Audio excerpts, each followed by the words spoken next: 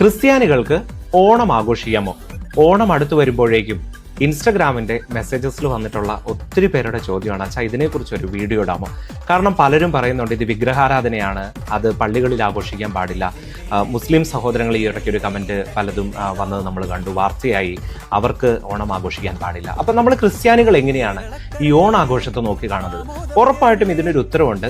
ക്രിസ്ത്യാനികൾക്ക് ഓണം ആഘോഷിക്കാം. കാരണം ഇത് കേരളത്തിന്റെ ദേശീയ ഉത്സവമാണ്, കേരളത്തിന്റെ സാംസ്കാരിക ആഘോഷമാണ്.